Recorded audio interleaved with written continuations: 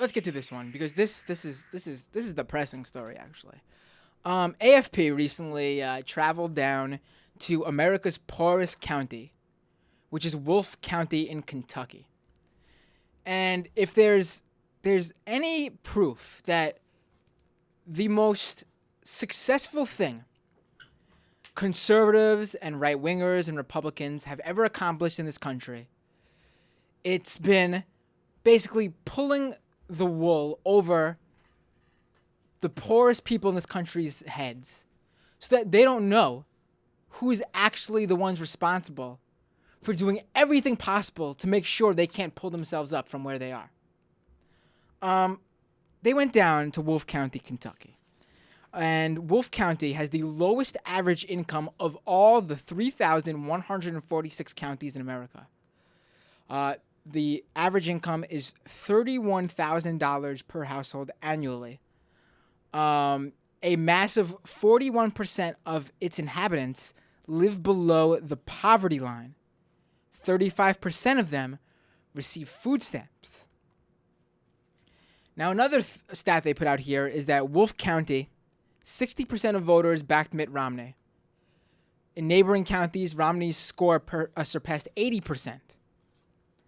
But the interesting thing is, most of the people they interviewed here, and just statistically, most of the people supported Democratic candidates in the past. These were not Republican strongholds. They spoke with some of these people. Jim Feltner, sadly a victim of 2 heart attacks, lives off a disability check and receives $105 a month in government food stamps. Just doesn't know. He's just whether he's just not informed or whether people have purposely misinformed him. He's just wrong. Feltner says he voted for a previous Democratic president, Bill Clinton, but now says, I will vote for anybody against Obama. I don't care who runs against him. I'll vote for him. I don't care if it's Democrat, Republican, Indian, Pakistani, even a Frenchman. Well, Feltner would be happy to know that Obama cannot run anymore. I don't think he realizes that. But he blames Obama for all the hardships he's had. The coal industry there has been not doing well, as 30% of mining jobs in the region have vanished. But that's mostly attributed to competition from natural gas.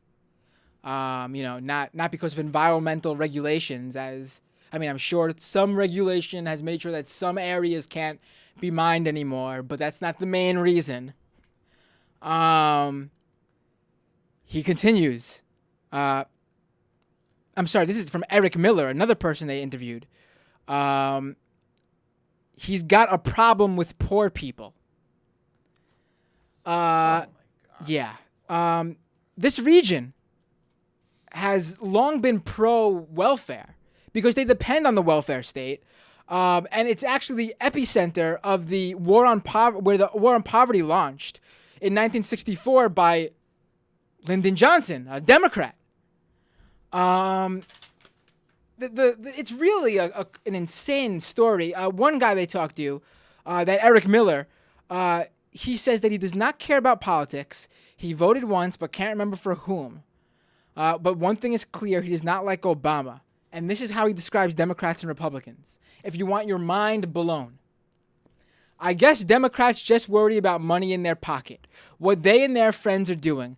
They are not worried about us small people, Miller said, which you can argue is true. It certainly is for a number of people. But this is where it gets crazy. The Republicans, they are the ones that know. Raised up like we have, know what it is like, what we need, what shouldn't be taken away. He's talking about welfare that he depends on. Wow. It's stunning to me. Another person they spoke to was a Republican Party chairman of the Breathitt County chapter, Mike Bryant. It's unfortunate when the checks come out. There's a festival atmosphere. if someone dared say, maybe we need to rethink this food stamp program, they're going to hang you from the nearest tree. But when voters go to the polls, their main motivation are coal and social issues, abortion, guns, and gay marriage, which he labels the three biggies. This is conservative Christian country, even though these people are not anti-government. Another interesting fact about this area is that Jackson, which is a county just down the road, is 98% white.